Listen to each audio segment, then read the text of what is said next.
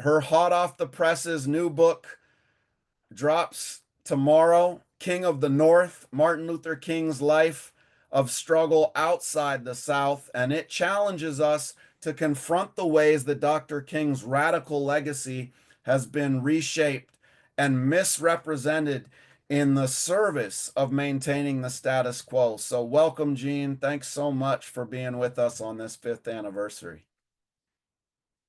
Wow. I mean, I feel like I'm feeling very moved tonight because, 5 years, like, and just to have, like, to be together, to have this be kind of the night that I launched the book, but also that we were celebrating having done this.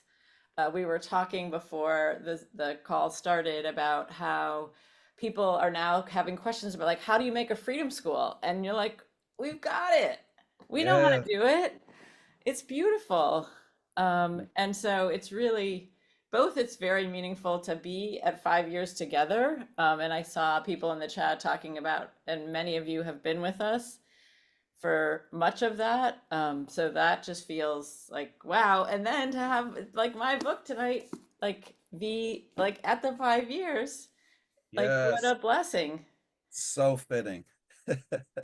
I guess with that, we should jump into Guess the so. new book because it's so great and there's so many things I want to ask you about it. I But I can't thought wait. we could start with just the misuse of Dr. King's legacy. Yeah. And in your book, you critique how Dr. King's radical critiques of Northern racism have largely been erased, right? Yeah. Allowing his legacy really to be weaponized against our movements today. Yeah. And you write that King is now, quote, America's black friend, Yeah. held up and mythologized to punish activists who push too hard against the status quo, the ultimate gaslight. I love that sentence. And King himself warned, quote, if our direct action tactics alienate our friends, they were never really our friends. So, how do you Dr. see King. this selective memory of King's work being used today to suppress activism and anti-racist education? And why do you think the dominant narrative continues to resist this reckoning with King's radical legacy?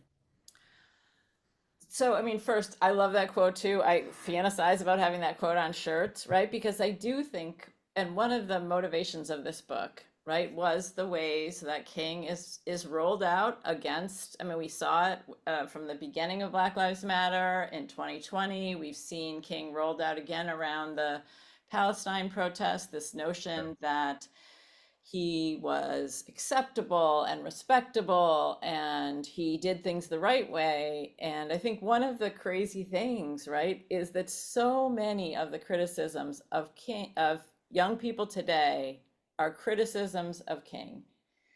And in particular, I think one of the things that, like, turning our gaze out of the South does, right, is see that many of the people that come to support, many Northern liberals who come to support the movement in the South, at the same time are resisting and gaslighting movements much closer to home. And so one of the things I think we talk about often on King Day is the ways that King is misused and stripped. But I think one of the things looking at him outside of the South shows us is he's being misused in his lifetime. He's constantly, like, there's this kind of thing that's happening where people will want to take pictures with him by the 63, 64, and these same people, when he says, well, let's talk about police brutality in New York, let's talk about school segregation in New York, then they say you don't belong here. They say you are an outside agitator. They say, you know who are you to, you don't know, you know who are you to say this? They say, I'm a friend. Look, I've been a friend of the Southern movement, the deflection. Like, all these things are happening as Dr. King is alive. And I think that looking at the North and seeing that our story of King in the North starts so much earlier than I think most of us, right? I think come to this conversation knowing some things about the radical king, right? We know that he ultimately took on the war in Vietnam. We know at the end of his life that he is kind of working on the Poor People's Campaign. But I think what turning our attention to the North does is to see those lines and links so much earlier, really from the beginning of his adult life. Yeah. And this, because I think the kind of dominant narrative is both he turns north after 65, but also that he gets radical at the end of his life. And Mhm. again, I think when we look at him outside the South, when we see all the things that he's doing, the movements he's supporting, the things that they're thinking about, both him and Coretta, we're going to talk about Coretta in a second, we see a person who is both critiquing the limits of liberalism at home, critiquing an America that is kind of riven with segregation, not that segregation is like a regional problem, but a national problem. He's critiquing both sidesism, right? So many of the things we live with today. Yes. Oh, I love that framing and the research you did to really dig deep into it is amazing. And you write that despite the avalanche of King biographies, many have failed to connect the dots with his work on the North. That's And you point out that most writers only begin to consider King's involvement of the North after the Watts uprising, right. right? Yeah. So what do you see as the most significant new contributions your book makes to understanding Martin Luther King Jr. and in the process of researching and writing, what discoveries surprised you the most? Well, let me start where I actually started. So, where I began this project is actually almost 20 years ago in LA, and I'm working on and researching the civil rights movement in LA before 1965, before the August 1965 Watts uprising. So, in the decade before. And I keep finding King. And I'm just like, wait, wait, wait. That's not the story. Like in the story is that he discovers the North with Watts. But here he is in 1962, protesting the police killing of Ron Stokes and saying there can be no compromise on the issue of police brutality. This is King in LA in 1962. In 1963, he's in LA comparing the segregation of LA to Birmingham's at the same moment that they're having the campaign in Birmingham. In 1964, California has a horrible proposition on the ballot. They had managed to pass a kind of modest Fair Housing Act at the end of 1963 after years of activist work. It would not have even applied to most single family homes, but still, it was a step forward. White Californians go crazy. And they get this Proposition 14 on the ballot. King flies back and forth between, to California multiple times over 1964. He's calling this a vote for ghettos. He's calling this one of the greatest tragedies of the 20th century. The New York Times just refers to it as a speaking tour. They just ignore it altogether. The LA Times comes out in favor of Prop 14. So I mean, so this story of LA is really where this book begins because when, like, both because it forces us to see these long-standing movements in these cities. I think one of the greatest myths about the civil rights era is that Northern Black people did not go for nonviolence. Hmm. And you know who it was that did not go for nonviolence? Northern white people in terms of Northern Black people. So there are massive nonviolent movements in the North. And the book really tries to chronicle some of them because, in part, what King is doing in these years, kind of between 58 and 64, 65, is he's flying around showing up for other people's struggles. From 1199, local 1199, strikes in 1959 in New York City to school segregation marches in Chicago to Prop 14, defeat Prop 14. Um, and he's in fact both weaving a kind of, I mean, I think maybe he's not, but when we look at him, we can see a kind of tapestry of struggle in this period. And yet, the way that we often teach the civil rights movement is still in the South. And obviously, we have been doing a lot over these 5 years to bring scholars who are getting us out of the South, who are helping us to see the Black freedom struggle in many places. But I think one of the things that King allows us to see, because he goes so many places, because he's a figure we're used to teaching, because he's a figure that's acceptable to teach, is by seeing him in all these places, we also get to see movements all around the country. But those movements are being um, challenged, they're being gaslit, they're being demonized, they're being called communist, right? To talk about police brutality in the North is to be a communist. To talk about housing desegregation in the North is to be a communist. King is being picketed as a communist for talking about those things.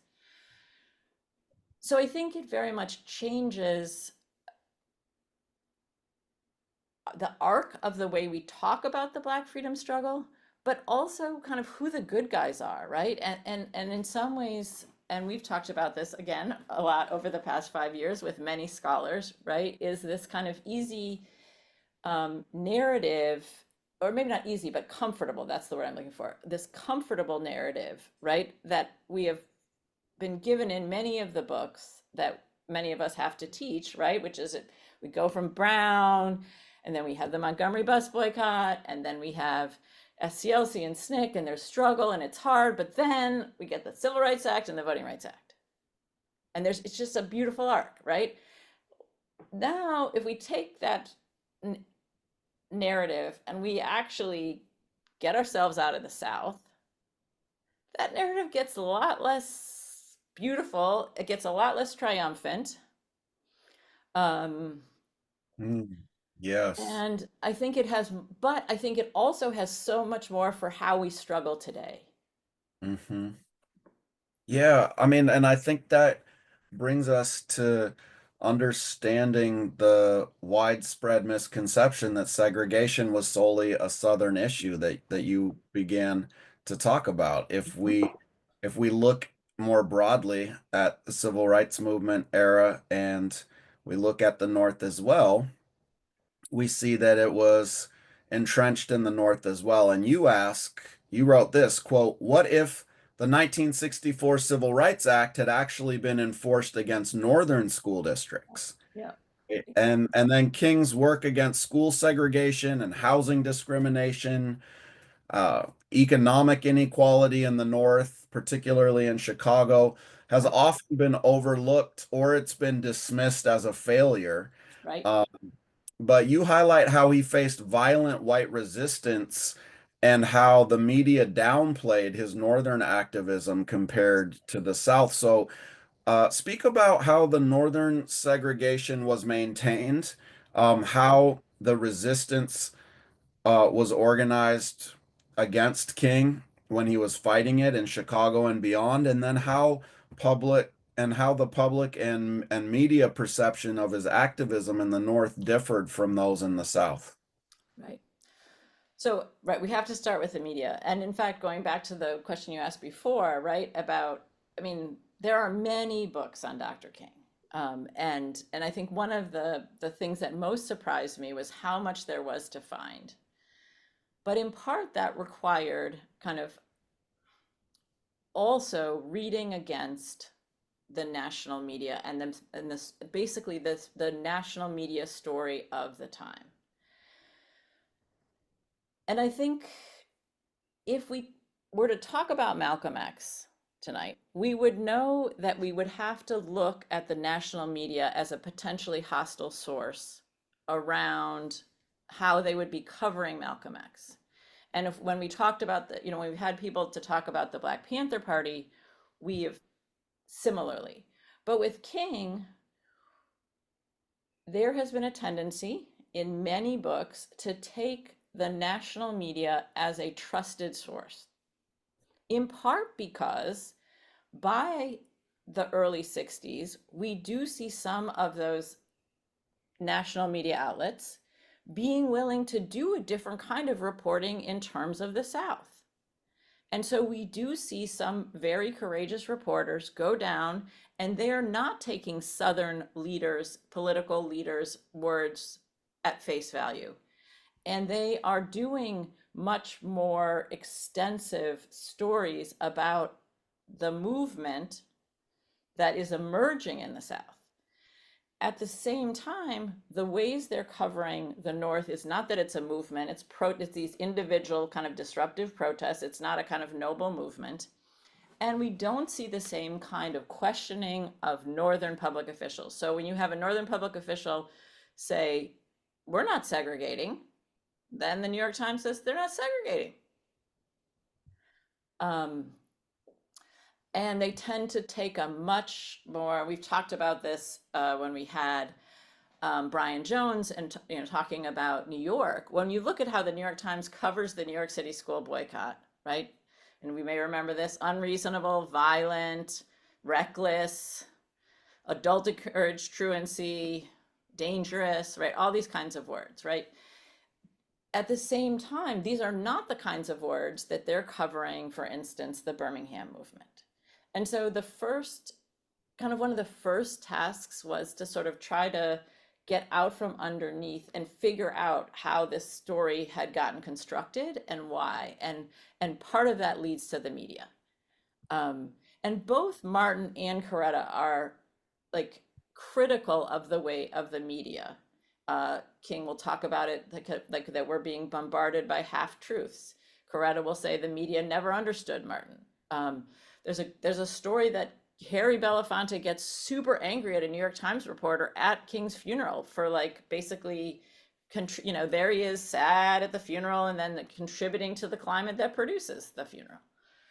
So I think part of what the book reckons with is the ways that the media could have been doing and kind of really moved on issues of Southern segregation at the same time, not in the North. To give you another example, that question that you quoted me saying, like, what would it mean if Johnson had been willing to enforce the Civil Rights Act in the North? So one of the things that we know about the Civil Rights Act, 1964 Civil Rights Act, is that it ties federal funding to schools to school desegregation. And what that produces is the first movement, even though we're 10 years after Brown, some of the first real movement around school desegregation, particularly in the South. What we also see is we have massive movements in cities from LA to Chicago to New York around school desegregation. And so Chicago activists in particular, and we know Chicago, and I saw that you posted in the chat, right? There's that great documentary on the 63 school boycott in Chicago. So there's a really robust movement in Chicago challenging Chicago's segregated schools, challenging the fact that Chicago schools serving Black students are so overcrowded that they've gone to a double session day, which means that Black students are getting a half school day because they have one group of students going in the morning and one group of students going in the afternoon. And that's a pattern that Northern public officials have moved to in many cities, but they're doing this in Chicago as well. So Chicago activists say, hey, we have a Civil Rights Act that says you can't segregate and get federal money. So they file suit with the Department of Health, Education, and Welfare. That's what it's called at the time. And Hugh comes and they ask lots of questions to the Chicago Board of Ed, right? What kind of class size, teachers, this and that. Chicago Board of Ed refuses to answer. And so in October of 1965, Hugh announces that they are going to they're going to hold $32 million of federal funding because Chicago schools are in non-compliance. And Mayor Daley, white Chicagoans, the Chicago congressman who voted for the Civil Rights Act, they go nuts.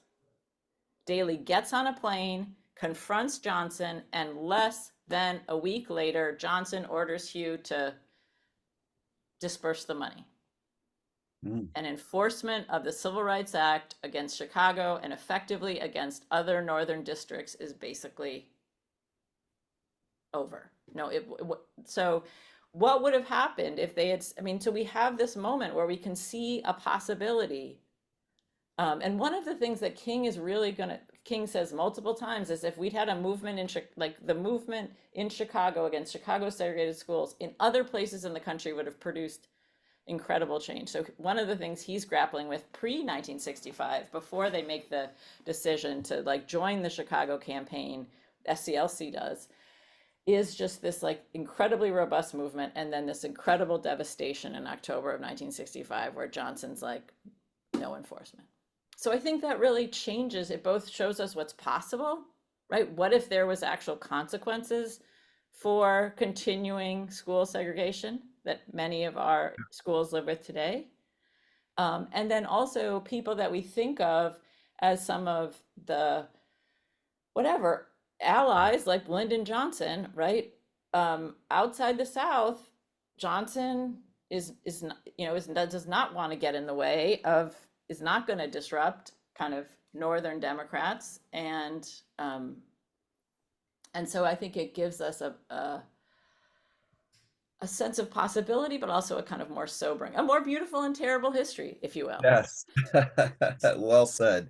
No doubt, no doubt.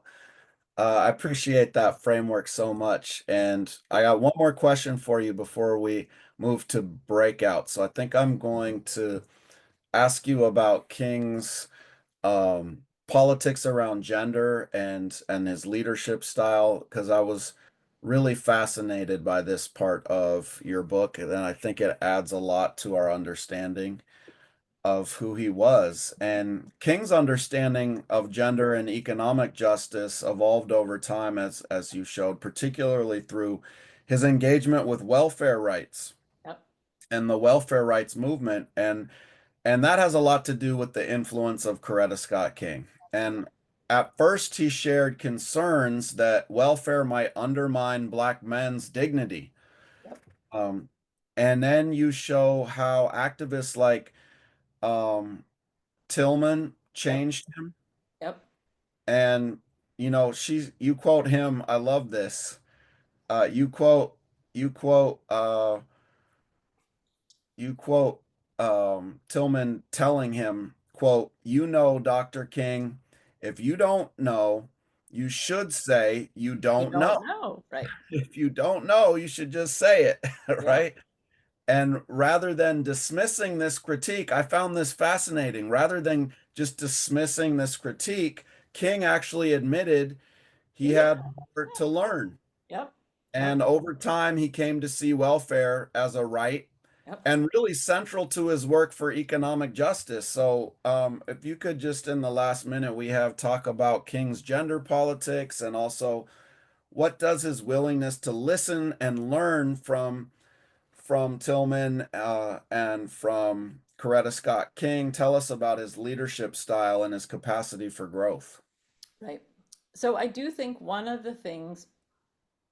Dr. King's greatest gifts is his ability to kind of grow and listen. It is also a place of tremendous personal pain. Coretta Scott King will talk about like that there is no one harder on Dr. King than Dr. King himself. He is both, he constantly questions himself, he takes in, right, he takes criticisms into himself. Um, he can be kind of, it can be in some at moments very devastating personally, but it also produces his ability to kind of keep taking um, well, just to kind of, I mean, just to step back for a sec, right? Part of what Dr. King is doing, he travels 6 million miles across the United States, like going all these different places, and he's learning from people. And one of the things that we want to remember is that this is not just a Jim Crow South, but a Jim Crow America, which means that Dr. King, like most hotels, don't serve Black people in the North as well as in the South. So he's staying with people. So he's learning, he's changing, people are pushing him. Um, and like you're saying, with welfare, like many issues, as he learns, he takes that politics into the ways that they're organizing and then adds to it. So we see welfare being one of the issues that the Chicago movement is pushing for in 1966. So and then we see that as part of the Poor People's Campaign. Just to give you another example, as I mentioned, in 1959, he starts working with Union 1199. People on the call may know 1199 at the Health and Hospital Workers Union. They are organizing the kind of poorest hospital workers at this point. It's an interracial union, but they're really a model. They're King's favorite union. It's the only union Malcolm speaks to, in part because of this kind of this radical interracialism. And through this work, supporting this strike of the lowest paid hospital workers, which are Black women and Puerto Rican women who are kind of like orderlies who are doing kind of split shifts at these hospitals, coming in the morning, coming in at night. King says the wages are so low, you can't even call them wages. I do love it, but similar to Rosa Parks, Dr. King is not like super sassy but he has these like, yeah. So anyways, in the process of doing this work, he comes to see, because in New York, you see the kind of connections between the ways Puerto Ricans are being treated and African Americans. And so we see Dr. King start to see the importance of also incorporating Puerto Ricans into and thinking about Puerto Ricans. And so one of the things I never knew until doing this research is that they recruit or Puerto Rican organizers that they know through 1199, an organizer, for instance, by the name of Gilberto Garena Valentin, to come down to Atlanta to help them organize for the March on Washington. So thousands, if not tens of thousands, of Puerto Ricans actually attend the March on Washington. But again, that gets us to the media. It's front page news in El Diario, right, which is the biggest Spanish language newspaper at the time. But again, it's completely really missed in the ways that we imagine the March on Washington. People are carrying Puerto Rican flags. They're singing the Puerto Rican anthem. So again, this like King is taking in through these experiences and like both expanding his politics, and then also I think his other gift is the double down. And so he doubles down and doubles down, and so that means his politics are getting even more kind of fierce. And so that's, I think, when we see kind of the way he's like adding economic, like welfare rights and economic justice. But again, for King, this is not like moving from race to class. It's like all of it, right? And so it's more and more and more. Yeah. Yeah. Oh, I mean, so much there. Just like I had no idea that this Puerto Rican history part of I the know. March on Me neither. Washington. I was like, and then I'm looking and I'm like, did other people write about this? And no, like I go to Will Jones' great book on March on Washington. And it's like, wait. Wow. Well, thank you for doing this research and just giving us such a much better understanding of who he was and how he developed his politics. It's such a brilliant book. Everybody uh, needs to get it to effectively teach about him. But we need to jump into breakout rooms now. And with that, we'll return to our podcast discussion with Professor Jeanne Theoharis. And welcome back. Yeah. I, Excellent. w- I want to jump right into some of my favorite stuff in the book was learning about Coretta Scott King, who has been far too obscured in the shadow of King. But you correct that in some really important ways. Throughout the book, you highlight Coretta Scott King not just as Dr. King's partner, but as a formidable activist in her own right. And you write that, quote, Coretta understood as well the urgency of tackling the triple evils of poverty, racism, and war, and contributed much to shaping MLK's understanding of issues like welfare rights and deepening his critique of capitalism. Yeah. So, in what ways did Coretta shape King's political evolution, and how does the book push back against the tendency to sideline her in the movement, like is so often done with Black women in general? Yeah, so just how do you think Coretta shaped his political development? Okay, well, one of my favorite quotes from Coretta Scott King is she says, I'm made to sound like an attachment to a vacuum cleaner, Oh, snap. right? First, the wife of Martin, then the widow of, and she says, I was happy to be those things, but not only those things. So I think where we need to begin with her is who she is even before they meet. She is more of a political activist when they meet. Coretta Scott King grows up in Alabama to a very proud political family. Her family owns their land. Her dad delivers lumber. Those things like draw the anger of white people in their community. Their house is bombed. And so part of what she learns growing up is a kind of people will talk about Coretta Scott King as being beyond steel, and just this kind of ability to kind of move in the midst of frightening situations.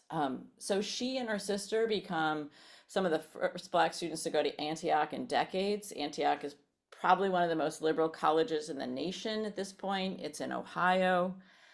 At Antioch, it's both an incredible opening for Coretta Scott King. She gets involved in all sorts of political work, both around racial inequality in the United States, but also kind of anti-Cold War. She becomes involved with the Progressive Party. People may remember the Progressive Party in 1948 is running a third-party challenge to Truman on issues both of like segregation at home and Cold War militarism abroad. So Coretta Scott King becomes a student delegate for the Progressive Party, one of 150 Black people that go to the Progressive Party convention in 1948. She meets Paul Robeson through this work. She meets Bayard Rustin. She had heard Bayard Rustin actually in high school. So just pause with that. Before she meets Martin Luther King, she's met Paul Robeson, and Paul Robeson is her hero. Coretta Scott King majors in music and education at Antioch. But Antioch is also an experience like Martin will have in graduate school in the North of deep disillusionment with kind of both Northern segregation and the limits of Northern liberalism, because as we all know, when you're an education major, you have to student teach, except that Yellow Springs, Ohio, which is where Antioch is located, won't let her student teach. And Antioch sides with Yellow Springs and says to her, you should go student teach over in this Black town, Xenia. And Coretta Scott King says, no, I didn't pay for that. She's fierce from the jump. But she tries to get those very radical students who at Antioch classmates to join her in this protest, and they refuse because they're worried about their own placement. So I think we have this experience, and Martin will have a similar experience when he's at Crozier. He's thrown out of a bar in New Jersey with friends at gunpoint. The bar owner throws him out at gunpoint, but when they think about filing an anti-discrimination suit, 3 white students who had also witnessed the segregation of the bar refused to testify. So both of them have these experiences of both Northern segregation, but also of kind of allies disappearing under pressure. Okay, so she then moves to Boston to attend the New England Conservatory of Music. She is introduced to Martin Luther King through a friend. So they talk about racism and capitalism on their first date. He is wowed. He has never, I think, met a woman like her. At the end of their first date, he's like, you have everything I want in a woman. You're beautiful, you're smart, all these things. She's like, you don't know me. Like, one of the funny things about kind of their courtship is the ways she's like not letting him get away with, I think, some of the charm that other people might have let him get away with. She calls it intellectual jive. I love that phrase. So he's like having to keep, really bring his A game. And I think one of the things they find in each other is this kind of determination to kind of fight injustice in the world, but also a kind of faith. Like, one of the other interesting things I discovered is that so she is she's doing live-in domestic work to be able to afford to go to New England Conservatory. She's not going to church. She's living in Beacon Hill. If anybody knows Boston and Beacon Hill in the 1950s, there are no Black people. So she's not going to church. Her friend tells King she's not going to church. He doesn't care. He doesn't want a fundamentalist.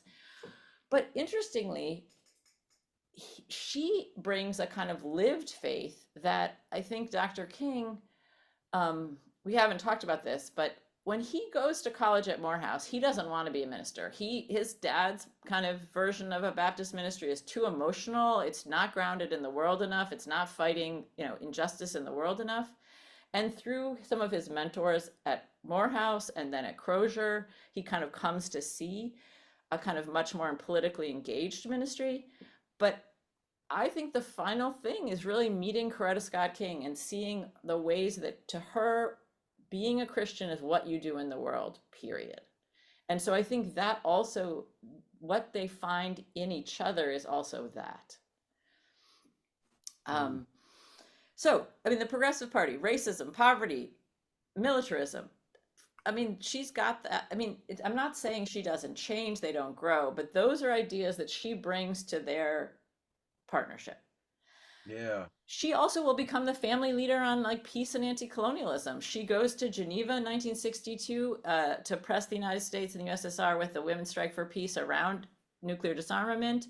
63, she marches on the UN around nuclear disarmament. And what she sees as like their responsibility when Martin gets the Nobel Prize is that they need to come out against Vietnam, and she does so. So in 1965, she is doing all sorts of work around the country. She is the only woman to speak at a big rally at Madison Square Garden in June of 1965. A reporter asks King, "Did you educate her?" And he says, "She educated me."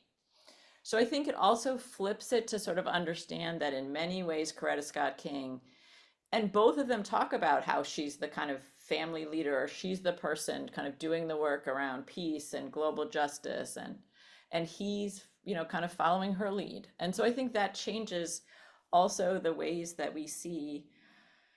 I mean, many people are influencing Dr. King, but I think perhaps his most influential advisor is Coretta Scott King. And I think we've really missed that. Oh, yes, absolutely. I have just a whole new appreciation for who King was. We just have a minute, so maybe in a minute you could uh, sum up some final thoughts, and including, I think, one part I really loved is you challenging the way he's used to sort of back up respectability politics, and you point out that he actually worked with gang members and learned from them, and um, that this is another side of King that's hidden. And anything else you want to just highlight about him before we go? And I think really we need a part two of this conversation. We could think about uh, doing that next year based on this book, and I bet a lot of you in the audience would love that. Wouldn't you love to hear a part two of this discussion? Um, we'll give you the last minute, and then we got to do evaluations.